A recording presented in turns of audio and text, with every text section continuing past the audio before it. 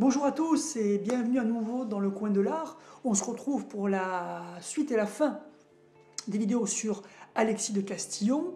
Donc la dernière fois on avait vu la biographie d'Alexis de Castillon. Là je vous mets le lien, vous cliquez là si vous voulez donc découvrir, si vous n'avez pas vu cette vidéo ou vous voulez la revoir.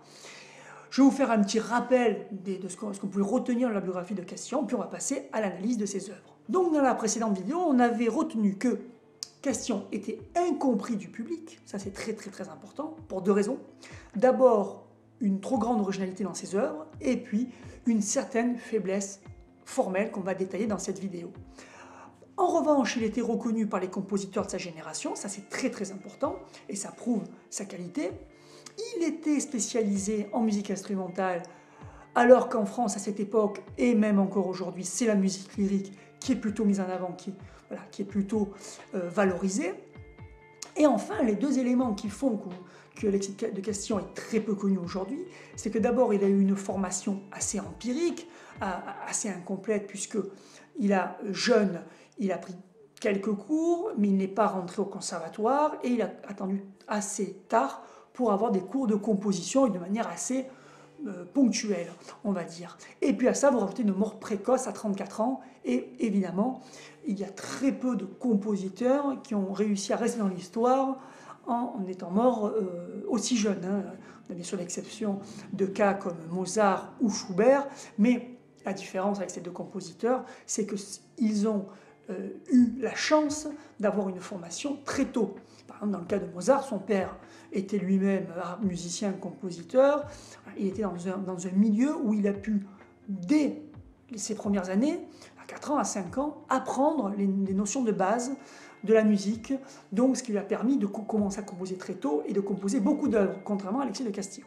Bon, et évidemment, Alexis de Castillon n'avait pas non plus le même talent que Schubert ou Mozart. Et dernier point sur Alexis de Castillon qu'on a vu dans la dernière vidéo, donc, c'est qu'il a eu une très faible postérité, alors qu'il avait tout le potentiel pour devenir le Berlioz de la musique de chambre. On va d'abord faire une vue globale sur son corpus. Donc j'ai décompté 23 œuvres, donc après c'est pas toujours évident parce qu'il y a des œuvres perdues, des œuvres inachevées, etc. Donc j'en ai décompté, on va dire 23 complètes, parmi lesquelles 15 ont un numéro d'opus, mais les numéros vont du 1 au 17 bis. Étrangement, certains numéros n'ont pas, comme le 13 ou le 14, n'ont pas été attribués.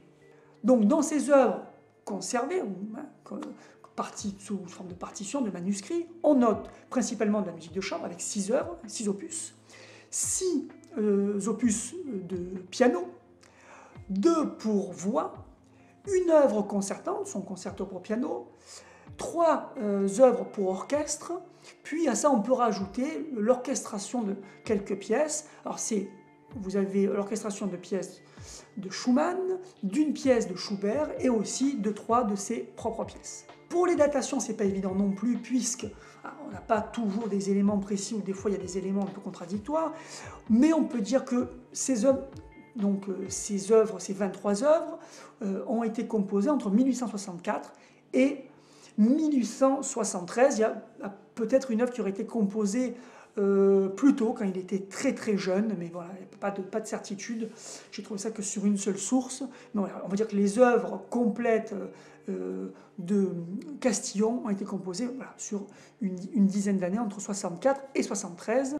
Un autre point important, c'est qu'en 1869, quand il décide de prendre des cours avec César Franck, il prend la décision de détruire une partie de ses œuvres qu'il juge trop faibles. Il va conserver certaines, on va le voir, comme par exemple son quintette pour piano et cordes, mais certaines œuvres ont été perdues et d'autres ont été laissées inachevées. C'est notamment le cas d'une messe, et parmi les œuvres détruites, on sait qu'il y avait une symphonie. Donc, note importante aussi, il n'a composé aucun opéra. Ça, dans les œuvres pour voix, il n'y a pas d'opéra, et à l'époque, on se faisait connaître principalement par les opéras.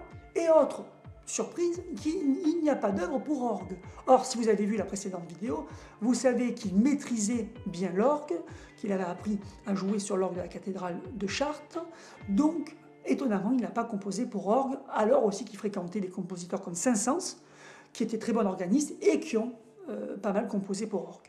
Avant de commenter un peu ces œuvres, on va faire un point général sur l'écriture de Alexis de Castillon. D'abord ses influences. Alors l'influence principale est claire, c'est celle de Robert Schumann. On va voir, des fois il y a vraiment des liens, des parallèles directs. Bien sûr, ensuite, il y a une certaine influence de Berlioz dans la musique symphonique. On a aussi une influence de ces deux professeurs de composition, Victor Massé et César Franck. Donc, Massé va prendre une musique typiquement française, qui est assez légère, assez agréable à écouter dès la première écoute, qui n'est pas trop austère, et de César Franck, qui va par exemple récupérer le principe de la forme cyclique. Il va aussi s'inspirer sur certaines œuvres de Saint-Saëns, donc de ses contemporains, mais aussi d'Édouard Lalo. Et puis sur les maîtres anciens, on va en avoir trois. On va avoir Bach, Mendelssohn et Beethoven, donc qui sont, même s'ils sont un peu en retrait par rapport à Schumann, sont quand même présents, surtout Bach. Et on sait qu'il appréciait la musique de Mozart et de Weber. Donc pour constituer sa musique, il est parti des maîtres allemands, mais il a su aussi être original. Et là, je vous mets une citation de Castillon. « L'art ne peut subsister, je crois, qu'à la condition de toujours aller en avant. » C'est ce qu'il disait donc un an avant sa mort. Donc vous voyez que c'était quelqu'un qui voulait toujours innover, qui composait jamais pour composer, pour une commande, pour gagner de l'argent, etc. Mais il n'en avait pas besoin, hein. Il était d'une famille assez aisée. Voilà. Il recherchait dans chaque œuvre, il prenait des risques, il cherchait l'innovation. Donc en résumé, il recherche toujours la grandeur, il cherche à marquer son temps dans chacune de ses œuvres, hein, et évite toujours la banalité. Il n'a jamais à la facilité. Voilà. Chaque œuvre est on pourrait même dire une remise en question chez Alexis de Castillon. Alors son écriture, elle a des points forts. Déjà, elle est toujours intéressante du point de vue de l'invention mélodique et rythmique. En revanche, il s'est plus faible au niveau harmonique, et on remarque, et d'ailleurs les critiques à l'époque l'ont fait remarquer, que souvent l'exécution n'est pas à la hauteur de l'idée, c'est-à-dire qu'il a la capacité de trouver des bonnes mélodies, des bons motifs, mais après, voilà, il a du mal à les exploiter de la bonne manière. Et pour être plus précis, en général, il arrive à bien exposer le thème. Hein, pour les premiers, l'exposition est bonne, mais dès qu'il rentre dans le développement, voilà, où il va falloir moduler, hein, ça c'était César Franck n'arrêtait pas de dire ça à ses élèves, hein, moduler. Donc là, il avait des faiblesses, il avait quelques défaillances du manque certainement de sa formation. On peut quand même constater qu'au fil des œuvres, comme je vous ai dit, il évitait la banalité, il se remettait en question, il y a eu vraiment des améliorations au fur et à mesure.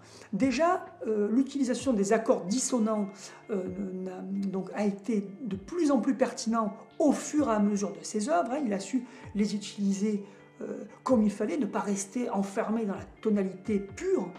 Donc ça, c'est assez intéressant. Il a développé aussi le chromatisme dans ses œuvres. Il s'est amélioré en contrepoint grâce aux cours qu'il a reçus avec notamment César Franck, ce qui lui a permis d'apporter donc une richesse contrapuntique dans certaines de ses œuvres, on va le voir. Il a aussi eu recours aux modes, ça c'est très intéressant, puisque la tonalité, la musique tonale a fait suite à la musique modale, même si il y a bien sûr beaucoup de points communs. Et à la fin du 19e, on revient à la musique modale. Je ne rentre pas trop dans les détails, mais sachez que pour ceux qui connaissent un peu ces notions techniques, Alexis de Castillon a utilisé des modes, notamment le troisième mode grégorien dans une œuvre, et puis dans une autre œuvre, le mode hippolytien, qui souvent ce principe de mode apporte un aspect un peu plus viril aux œuvres, un peu plus ferme. Voilà, on va dire assez différent du chromatisme justement qui se développe au 19e siècle, des œuvres où on est de plus en plus dans la recherche de la subtilité, des demi-tons. Voilà, c'est quelque chose de plus franc. Voilà, on pourrait dire que c'est une musique plus franche qu'il va développer. Donc quand vous jugez une de ces œuvres, vous écoutez une de ces œuvres, c'est vraiment de manière globale qu'il faut l'apprécier. Si vous prenez la partition et que vous commencez à regarder en détail, ben là vous commencez à percevoir évidemment quelques faiblesses techniques, mais on retrouvait ça aussi chez Berlioz, hein, qui s'était formé un petit peu aussi, pareil, hein, un petit peu tout seul, qui n'avait pas une formation, on va dire, totalement académique. Et même s'il a réussi à faire de belles choses au niveau global, au niveau de la structure générale, c'est vrai qu'il avait des fois des défauts dans les détails au niveau harmonique. Donc on va passer un petit peu en revue ses œuvres. D'abord le quintet pour piano et cordes opus 1, qui est son œuvre de chambre la plus connue, pas forcément la plus aboutie, mais certainement la plus intéressante. Elle est inspirée de l'opus 44 de Schumann, surtout les mouvements centraux, le mouvement 2 et le mouvement 3, et aussi de l'opus 14 de Saint-Saëns. Donc, ce sont des œuvres aussi des quintets pour piano et cordes. Et donc Schumann, Saint-Saëns et Castillon, qu'est-ce qu'ils ont en commun dans ces œuvres? C'est qu'on est presque dans un mini concerto pour piano par le rôle, l'importance qui est donnée au piano.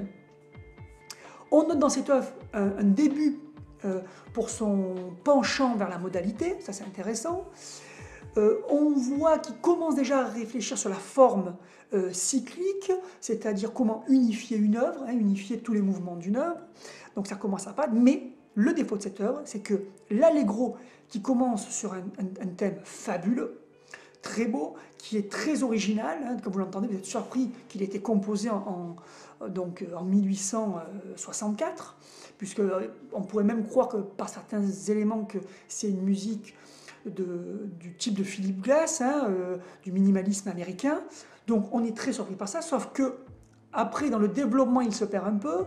Ce thème devient tellement envahissant qu'il écrase un petit peu les développements secondaires, les autres thèmes. Et il ressort de ce morceau, de ce premier mouvement, c'est-à-dire qu'il est trop long au final et qu'il aurait mérité d'être un petit peu raccourci. En revanche, alors, le scherzo et l'adagio sont très intéressants et ont en commun l'aspect archaïque au bon sens du terme, c'est-à-dire on sent l'influence des maîtres anciens. Le scherzo est beaucoup de charme, l'adagio là rappelle clairement Bach. En revanche, le final est plus simple, il se contente de développer un thème, principal. Mais ce qui est intéressant, c'est que ce thème principal avait été déjà exposé dans l'adagio. Donc là, vous retrouvez la forme cyclique, l'unité de l'œuvre. Donc cette œuvre, on voit vraiment l'influence des maîtres allemands chez Alexis de Castillon. Et d'ailleurs, elle avait été, donc, vous l'avez dit, exécutée certainement à la fin des années 1860. L'altiste, je vous rappelle, s'était totalement planté. Si vous avez vu la première vidéo, il s'était planté, il avait joué en décalage de 2 mesures. Et quand on était venu lui dire, mais il faut lui faire des critiques sur son interprétation, il avait répondu, donc là je vous affiche sa réponse, oh, dans cette musique-là, cela n'a pas d'importance, c'est toujours faux. C'est-à-dire que pour des musiciens de l'époque, les compositions de Alexis de Castillon sont déjà vues comme trop dissonantes, ne respectant pas assez déjà la tonalité classique. Donc ça c'est quand même important pour situer le contexte musical de l'époque. Ensuite, je vais mettre ensemble 3 œuvres, opus 2, opus 3, opus 4. Donc là, je vous mets les titres de ces œuvres. Donc ces œuvres ont en commun, encore une fois, de mélanger l'inspiration des grands maîtres allemands et l'originalité typique de ce cher Alexis de Castillon.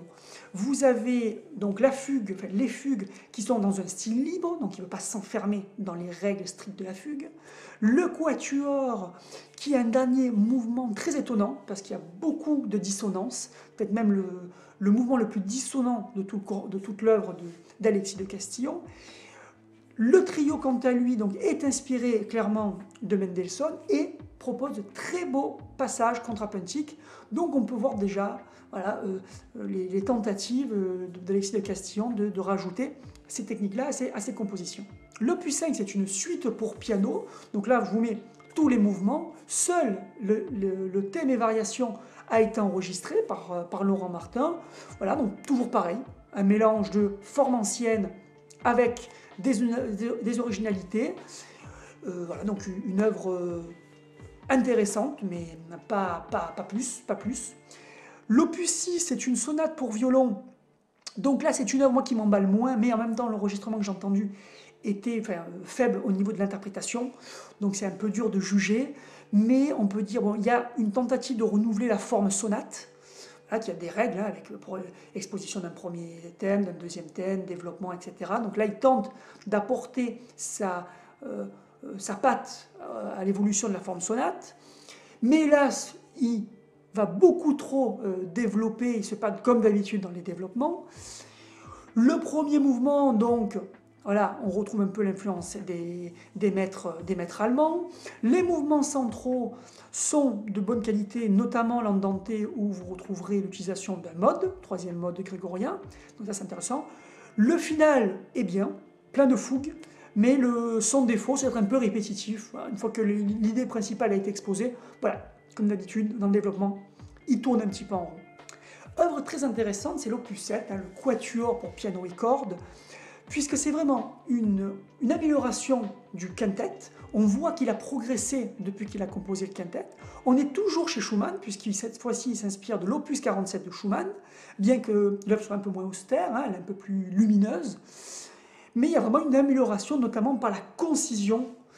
Hein, il se perd moins dans les développements, donc c'est une de ses œuvres les plus abouties en musique de chambre. L'opus 8 vaut surtout en ce qu'il est la première œuvre vocale d'Alexis de Castillon. Donc, vous voyez, c'est des œuvres donc, sur des textes d'Armand Sylvestre, qui est un poète du Parnasse. Donc, on peut trouver une seule œuvre, un seul mouvement. La troisième mélodie a été enregistrée. C'est un enregistrement assez ancien, vous pouvez trouver, bon, qui est une mélodie assez quelconque, pour être honnête. L'opus 9, avec les 5 pièces dans le style ancien, on renoue avec, encore une fois, les maîtres, les formes anciennes. Donc là, je vous mets une fois de plus tous les mouvements. Donc là, vous reconnaissez, hein, même rien qu'au titre, hein, sicilienne, sarabande, fuguette, on est dans des formules, dans des formes anciennes. Mais tout a été enregistré, l'intégralité, et vraiment, c'est d'une excellente qualité. Il y a vraiment, une fois de plus, un principe cyclique. On voit vraiment qu'il y a une unité. Le principe de suite est respecté, c'est-à-dire qu'il y a vraiment, on voit, ça ne s'appelle pas suite, mais on voit qu'il y a une sorte de logique, une évolution. C'est vraiment une très belle œuvre, très bien maîtrisée. Certainement la meilleure œuvre pour piano de Alexis de Castillon. L'opus 10 est totalement quelconque, c'est une suite, alors quelconque au niveau du résultat, mais pas de banalité chez Castillon, puisqu'il a tenté d'utiliser le mode hippolytien dans la saltarelle, et vous pouvez trouver aux enregistrements seulement 3, hein, la ballade, l'adagietto et la fantaisie. Et bon, j'ai trouvé l'œuvre assez faible, finalement assez inintéressante par rapport au reste. Là, on arrive sur 2 œuvres assez solides, hein, d'envergure. D'abord, l'ouverture Torquato Tasso, qui est très intéressante d'abord parce qu'il y a une utilisation du chromatisme assez globale qui permet de créer une certaine tension. Donc c'est une œuvre assez dramatique. Là, on reconnaît plus César Franck à travers cette œuvre. Mais une fois de plus, alors là, cette œuvre souffre de longueur. Alors là, c'est pas moi qui vous le dis, c'est les commentaires de l'époque, puisque cette œuvre n'a pas été enregistrée. Donc les commentateurs de l'époque trouvaient qu'il y avait un peu de longueur.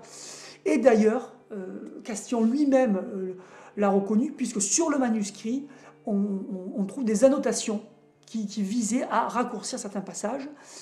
Ici, finalement, le maître qui a inspiré, le maître ancien qui a inspiré Castillon, c'est surtout Beethoven. On retrouve notamment un thème qui fait penser à l'ouverture Léonore, par exemple, ou des développements dans le style purement beethovenien pour cette œuvre. La deuxième œuvre d'envergure, c'est le Concerto pour piano, qui est composé en 1871.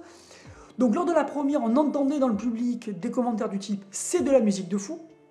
Hein, donc pour vous dire que, comme ils avaient du mal, il y avait vraiment une véritable originalité chez Castillon, hein, donc ça déroutait un peu le public. On est encore dans une inspiration de Schumann.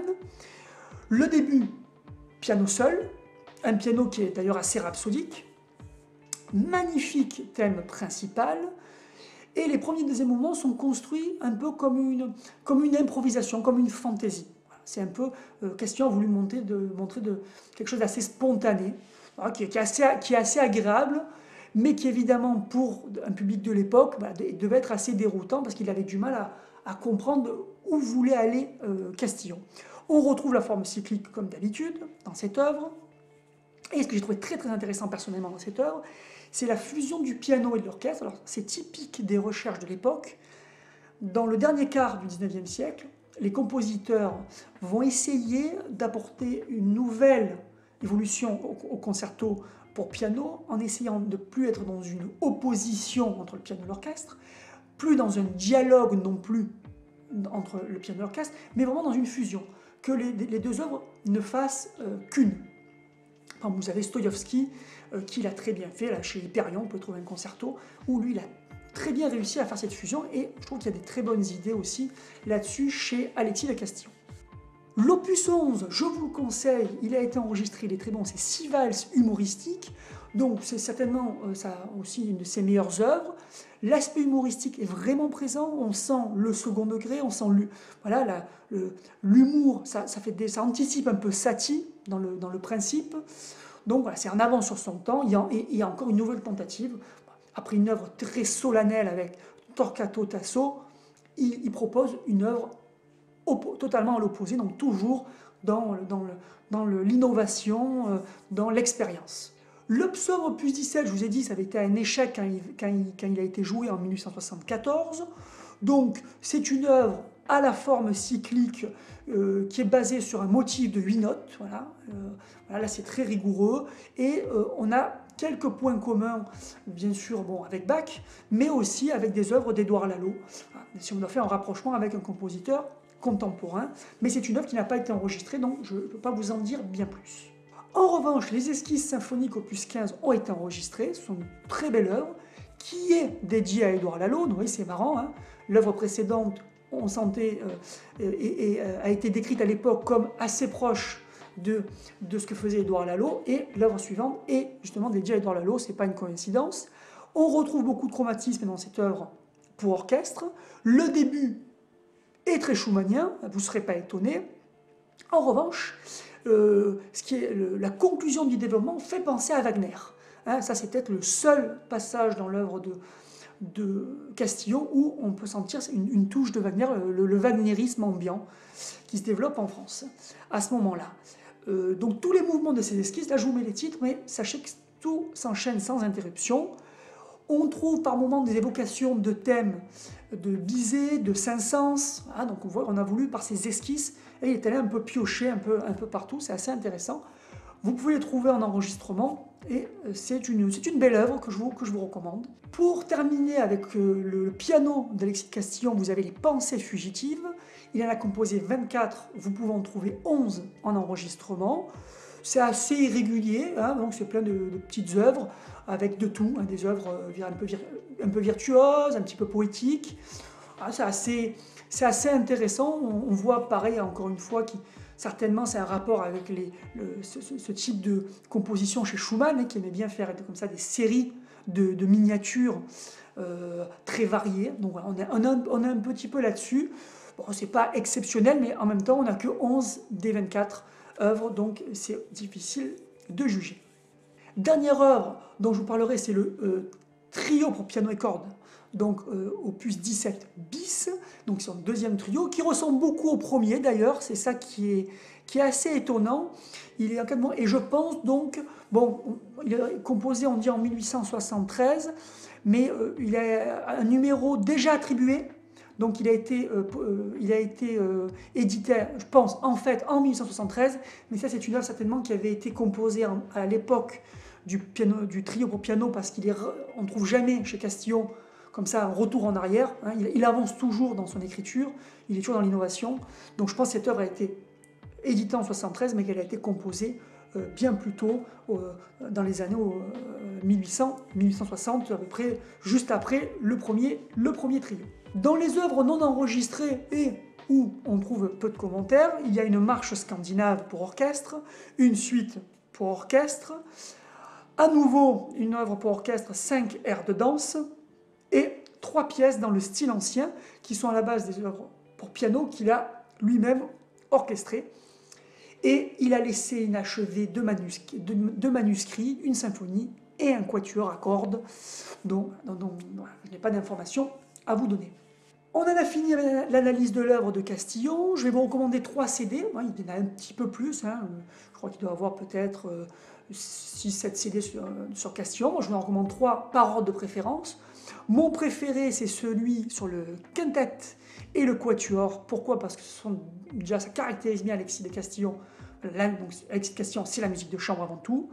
Ce sont certainement ces 2 œuvres les plus intéressantes et l'enregistrement est de très très grande qualité au niveau de la prise de son, mais aussi l'interprétation est parfaite. Donc c'est mon choix numéro 1. En deuxième, je vous recommande bien sûr le concerto pour piano et les esquisses symphoniques. Ça permet de voir l'aspect orchestral de Alexis de Castillon.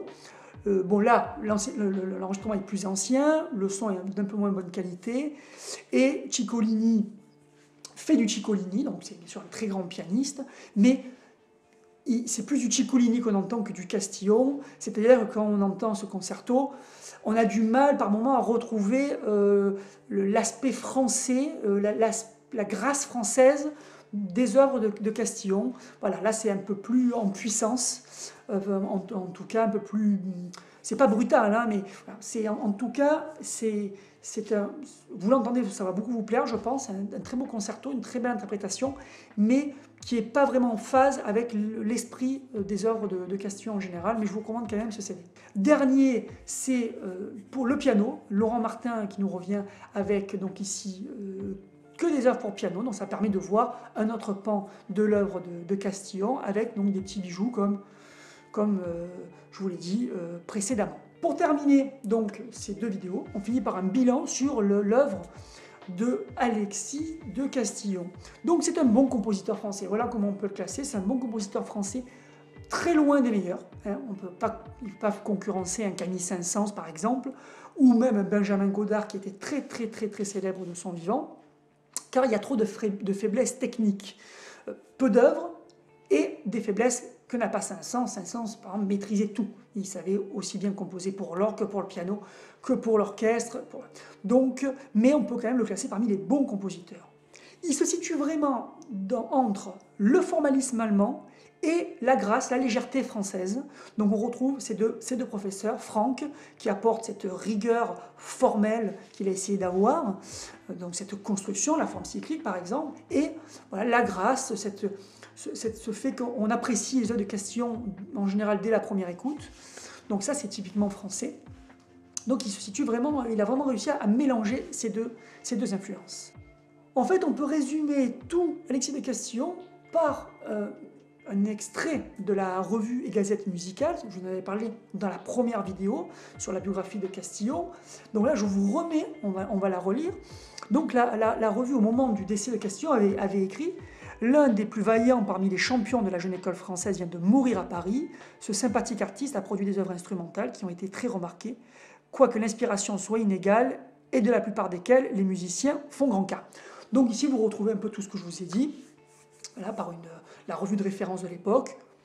Il était apprécié, il était très prometteur, mais il manquait un peu des fois de finition à ses œuvres. En tout cas, pour terminer, je peux vous dire que je vous recommande vraiment d'écouter Alexis de Castillon. Donc, vous avez les CD, sur YouTube, vous pouvez trouver aussi certaines de ses œuvres à écouter.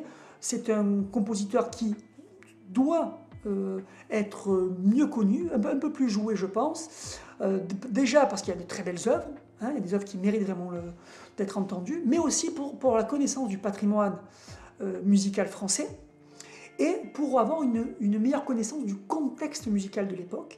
Et quand vous écoutez ce genre de compositeur, et qu'après vous revenez aux plus grands compositeurs comme Camille Saint-Saëns, vous appréciez encore plus Camille Saint-Saëns. Certes, certaines œuvres de Castillon sont supérieures à certaines œuvres de Saint-Saëns. Mais globalement, quand vous écoutez, on va dire, toutes les œuvres de Castillon et toutes les œuvres de Saint-Saëns, c'est là où vous vous rendez compte le génie d'un Saint-Saëns ou le génie d'un Schumann. Voilà. Ça vous permet de mieux mesurer, parce qu'à force d'écouter que des grands compositeurs, Schumann, Beethoven, Mozart, Wagner, etc., au bout d'un moment, on a du mal vraiment à les situer, on n'a pas de point de comparaison véritablement parce qu'ils sont tous très forts. Et ça permet d'avoir un contrepoint à ces compositeurs, même si, hein, je le répète, Alexis de Castillon est un bon compositeur. Et on termine avec cette phrase dont je vous ai déjà parlé, déjà cité, de Castillon. L'art ne peut subsister, je crois, qu'à la condition de toujours aller en avant. Voilà, c'était vraiment la caractéristique de Castillon. Il a voulu toujours innover. Et on peut faire une comparaison avec un compositeur dont je vous parlerai certainement prochainement dans une vidéo, René de Boisdeffre, qui est un contemporain de Castillon puisqu'il est né la même année, et qui est l'opposé exact. C'est ça qui va être intéressant de comparer les deux, puisque René de Boisdeffre, en fait, lui, il a eu une très belle carrière à l'époque, même s'il est devenu totalement disparu par la suite. Mais là, il est en train d'être redécouvert, c'est pour ça que je vais vous en parler. Mais sa particularité, c'est qu'il était très apprécié du public. Il a reçu des prix, par exemple, de l'Académie des Beaux-Arts, hein, pour sa musique de chambre, alors que sa musique de chambre, c'est l'opposé de Castillon. C'est-à-dire, ça suit le cadre formel classique, hein, les règles de la tonalité. Il n'y a aucune surprise et il y a un véritable talent mélodique. Donc René de Boisdeffre ne prenait aucun risque. Toutes ses œuvres se ressemblent plus ou moins.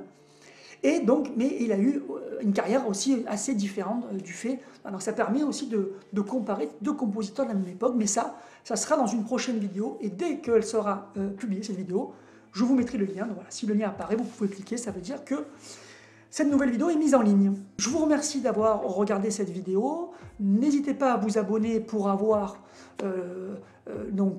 pour soutenir la chaîne bien sûr, mais pour être au courant des futures vidéos. Pour cela, il faut appuyer sur la petite cloche pour être notifié. Dans la description, vous avez le lien vers la page Facebook de la chaîne. Vous avez mon mail si vous voulez me poser des questions, faire des commentaires. Mais sinon, évidemment, le plus simple, c'est mettre dans les commentaires votre avis. Qu'est-ce que vous pensez des œuvres de Castillon? Quelle œuvre vous préférez? Voilà, je n'hésiterai pas à vous répondre. Je vous dis à très bientôt pour une vidéo, cette fois-ci, sur l'histoire de l'art en général, puis l'histoire de l'art de l'Antiquité. Ciao!